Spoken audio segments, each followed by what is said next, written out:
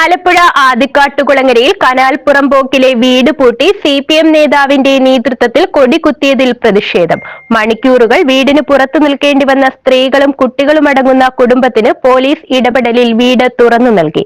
മുൻ താമസക്കാർ പുറമ്പോക്ക് ഭൂമിയിൽ സർക്കാർ സഹായത്തോടെ നിർമ്മിച്ച വീട് മറച്ചുവിറ്റു എന്നാരോപിച്ചായിരുന്നു കൊടികുത്തിയത്. പാലമേൽ പഞ്ചായത്തിലെ ആദിക്കാട്ടുകുളങ്ങര റിഫായി ഭാഗത്ത് കനാൽ പുറമ്പോക്കിലുള്ള വീട് CPM നേതാവിന്റെ നേതൃത്വത്തിൽ പൂട്ടി കൊടികുത്തിയതിലാണ് പ്രതിഷേധമുയർന്നത്. ഇതുമൂലം മണിക്കൂറുകളാണ് സ്ത്രീകളും കുട്ടികളും അടങ്ങുന്ന കുടുംബം വീടിന് പുറത്തു നിൽക്കേണ്ടി വന്നത്. ഇതിനെതിരെ പ്രതിഷേധവും സംഘർഷവും ഉണ്ടായതോടെ നൂർനാട് പോലീസിന്റെ ഇടപെടലിൽ വീട് തുറന്നു നൽകി പ്രശ്നം പരിഹരിക്കുകയായിരുന്നു. കഴിഞ്ഞ ദിവസം വൈകിട്ടായിരുന്നു സംഭവം. പുറമ്പോക്ക് ഭൂമിയിൽ സർക്കാർ സഹായത്തോടെ ലഭിച്ച വീട്ടിൽ വർഷങ്ങളായി താമസിച്ചിരുന്ന കുടുംബം വീട് മറിച്ചുവിറ്റുവെന്നും പ്രദേശത്ത് ഇവർക്കുണ്ടായിരുന്ന സാമ്പത്തിക ഇടപാടുകൾ തീർത്തിട്ടില്ലെന്നും ആരോപിച്ചായിരുന്നു വീട് പൂട്ടിയത്. 4 ദിവസം മുമ്പ് സ്ത്രീകളും കുട്ടികളും അടങ്ങുന്ന മറ്റൊരു കുടുംബം ഈ വീട്ടിൽ താമസം തുടങ്ങിയിരുന്നു. വ്യാഴാഴ്ച ഇവർ കുഞ്ഞുങ്ങളുമായി ആശുപത്രിയിൽ പോയി മടങ്ങിയപ്പോഴാണ് വീട് പൂട്ടി കൊടികുത്തിയിരിക്കുന്നത് കണ്ടത്.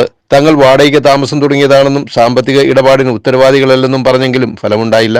ഇതോടെ താമസക്കാർ നൂർനാട് പോലീസിൽ പരാതി നൽകുകയും പോലീസ് സ്ഥലത്തെത്തുകയും ചെയ്തു. ഇതിനിടെ കോൺഗ്രസ് മുസ്ലിം ലീഗ് പ്രവർത്തകർ വീട് പൂട്ടിയതിനെതിരെ പ്രതിഷേധവുമായി രംഗത്തെത്തിയത് നേരിയ തോതിൽ സംഘർഷവും ഉണ്ടാക്കി. ഈ സമയം മുസ്ലിം ലീഗ് ആലപ്പുഴ ജില്ലാ secretary S അൻസാരിയെ CPM local committee secretary A നൌഷാദും പ്രവർത്തകരും ചേർന്ന് മർദ്ദിച്ചതായും പരാതി ഉയർന്നു.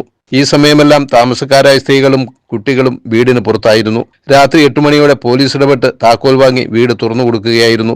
മുമ്പ് താമസിച്ചിരുന്നവർക്ക് പ്രദേശത്ത് സാമ്പത്തിക ഇടപാടുകളുള്ളതിനാൽ വീട്ടിൽ താമസിക്കാൻ അനുവദിക്കില്ലെന്ന് CPM നേതാവ് ഫോണിൽ ഭീഷണിപ്പെടുത്തിയതായും കുടുംബം പറയുന്നു. അൻസാരിയെ മർദ്ദിച്ചെന്ന പരാതിയിലും നൌഷാദിനെ മർദ്ദിച്ചെന്ന പരാതിയിലും വീട് പൂട്ടിയ സംഭവത്തിലും പോലീസ് കേസെടുത്തിട്ടുണ്ട്. News bureau, Charummood.